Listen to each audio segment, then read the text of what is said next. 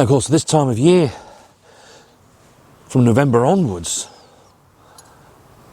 you're starting to take your final harvests. That's what's happened here. The squash have disappeared, and as you know, in our last video we planted some, no, not the last video, it was the video before, wasn't it, where we planted some garlic. So now I'm taking the opportunity just to roughly rake it level. Doesn't need to be perfect. And then she'll go up to the compost bay, fill the barrow, get a nice mulch of compost over the top. In today's programme, let's do a bit of work with the pepper plants. The question I ask myself, is it worth it?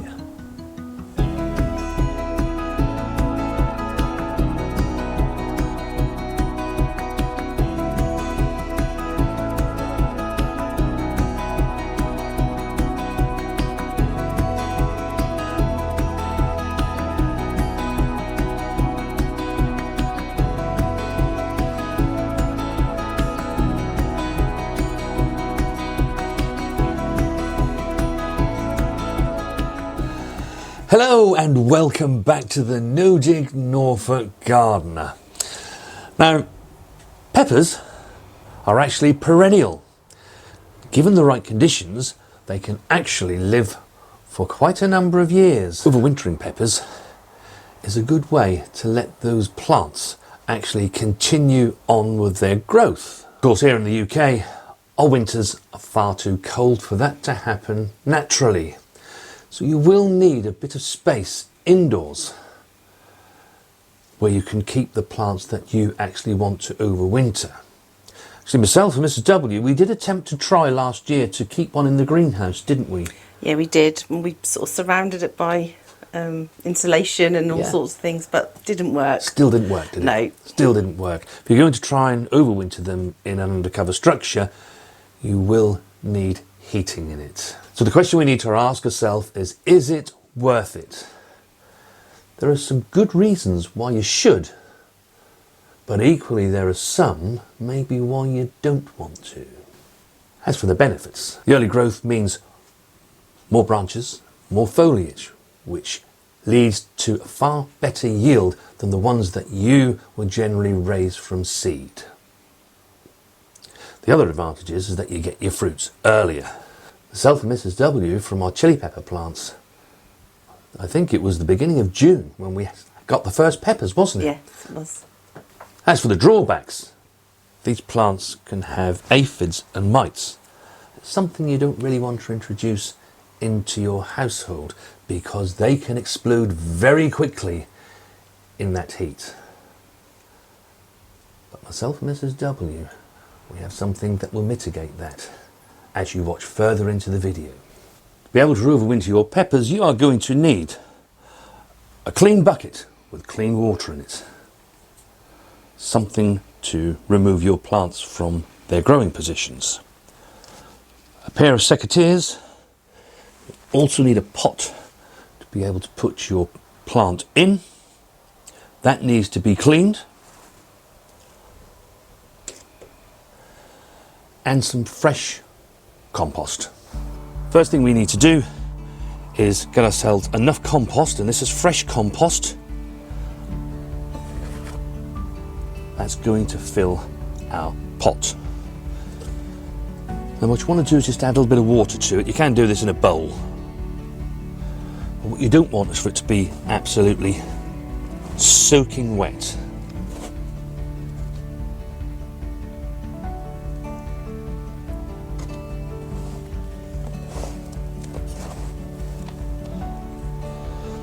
And it kind of wants the consistency of a sponge, a wrung out sponge, so that when you squeeze it, no water drips out of it. As you can see, it will hold itself together. That means there's just enough water in there. So put some soil into the bottom and then just firm it down lightly. That'll be a nice base for the plant to sit on. Move any remaining fruits, even if they're still green. because you can still eat green peppers.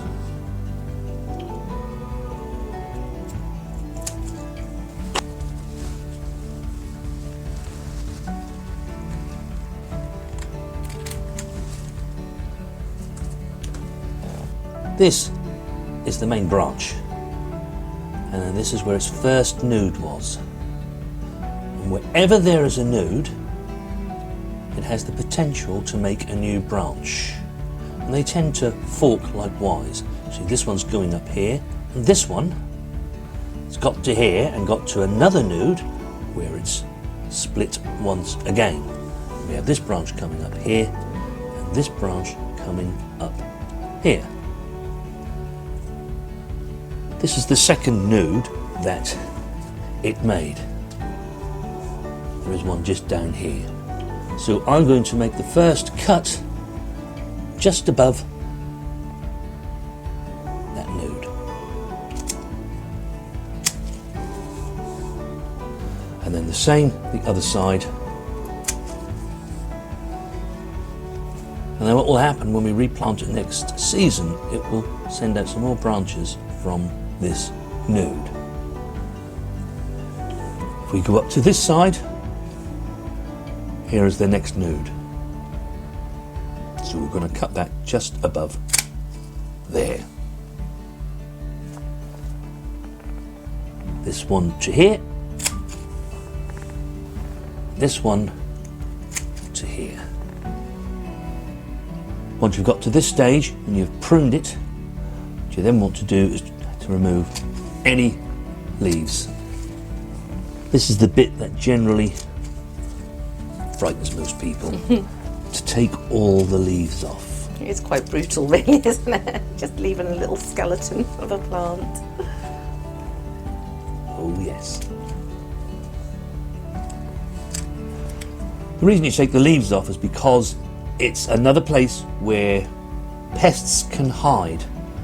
And as I say, once it goes indoors, where the ambient temperature is higher, they can multiply very, very quickly indeed. It doesn't need the leaves while it's indoors because we're going to put it into a state of dormancy, hibernation. This stem will keep alive, but it doesn't need the leaves. Now we need to dig the plant up. So if I remove the stake,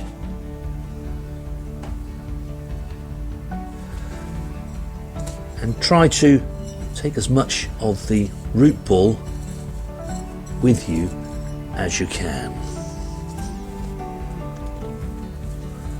Good root system on that one. There is, isn't there? Yeah. Very good. Then what you want to do is just remove as much of the soil as you can. Just using your fingers.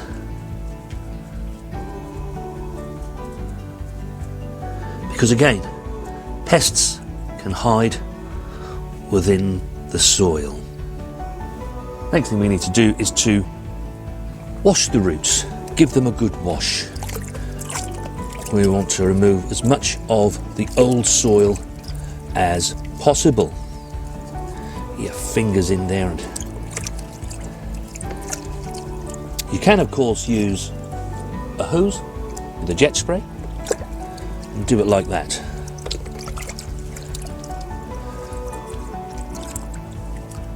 And on some of the larger plants that we've got, that might well be something that I do, but this is remain quite small. And you can see we've got most of the soil off this plant. You can see if I put that there like that, this root in particular is going to be a bit big, and we want it to have a nice snug fit. So give those a trim back, just so that the root ball is roughly the same size. It's got plenty of roots, so it's not going to hurt it. And then you want to hold this plant so that the top of where the roots come from is about 1 inch below the surface, and then start to fill your pot. Now try to get the soil in between the roots. You can use your fingers to push that between those roots.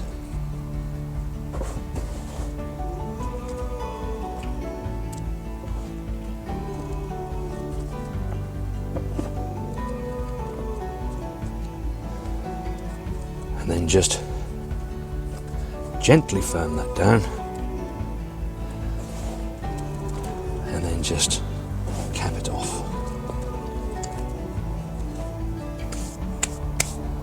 I always think they look like antlers when we're finished doing it. Yeah, it's the right time of year. It's getting there, it's getting there. And then we'll give it a gentle watering in. And then really importantly, make sure you label it as soon as you've finished. Because believe you me, that will look no different from any other pepper or chili pepper plant that you do this to. This will now go down to our house.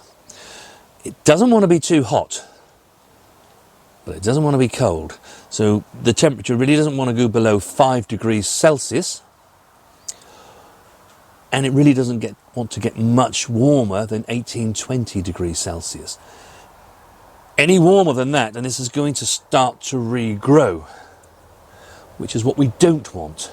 We want this to remain dormant until next spring, when we look to wake it up again and then put it outside.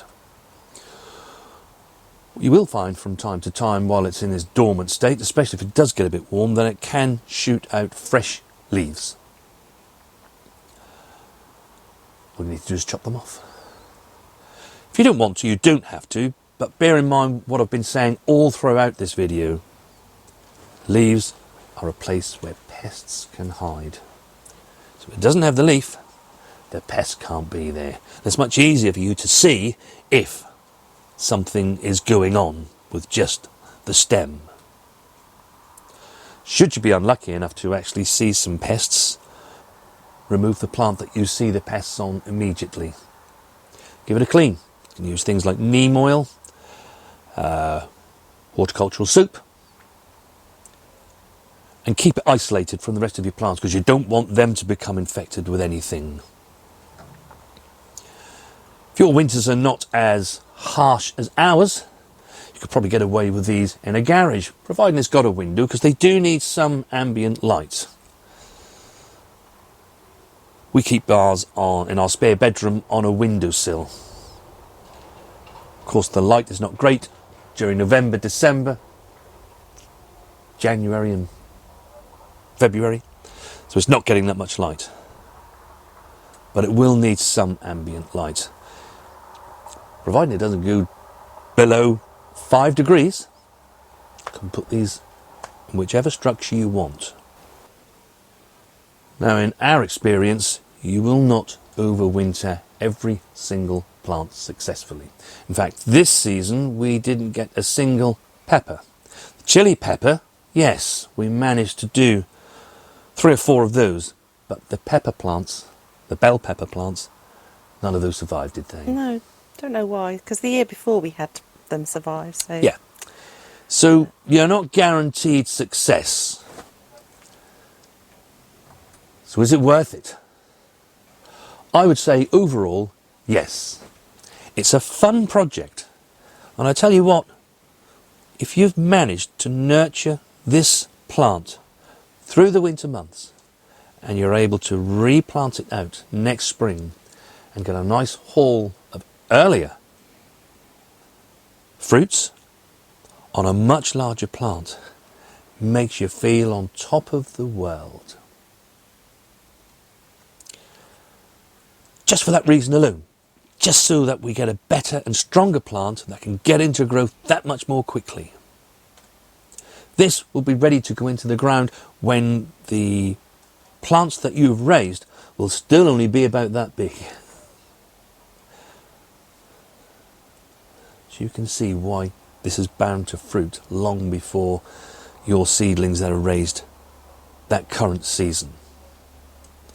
One thing that myself and Mrs. W have learnt is that we do not overwinter every single plant we had. In that first year, well, we were like mummies and daddies. Every pepper plant, chili plant we had was overwintered. They take up far too much space. What we do is we reserve this technique for the best plants that we've had. So if they're a particularly strong plant, if they gave a particularly good yield, then that's got good traits. So we look to overwinter those plants. Otherwise, you won't be able to walk anywhere because you'll have so many plants over your house. There'll be nowhere to go. You won't be able to see out of your windows. No. I suppose another good thing with doing this with F1 varieties, because obviously you can't save the seed from F1 varieties. That's very but true, you Mrs. can W. save the plant. Well, you can try to save the plant. Yeah, you could try to save the plant, couldn't you, by doing this? That's very true. That is very true. Now, do let us know if you attempted this last year and what were the results. How did it go for you? Did you manage to get anything to overwinter? If you're seeing us do this for the first time on our channel and you're thinking you want to have a go, then do let us know how you get on. You may already have done this because this overwintering technique, it wants to be done once the temperatures at night are regularly below 7 degrees Celsius. That's only just happened for us now. We've had the odd cold night, but in the main it's been 9-10 degrees overnight, hasn't it? Yes. Up till now. But we are now seeing that temperature, we can see by our thermometer that it's 7 degrees or lower. So yeah, do give us your comments. And if you like what we do, don't forget to hit that subscribe button. And myself and Mrs. W, we have 3 or 4 more plants that we actually want to do this with, so we need to get on with that. Do have a great gardening week, and we shall see you on the next one.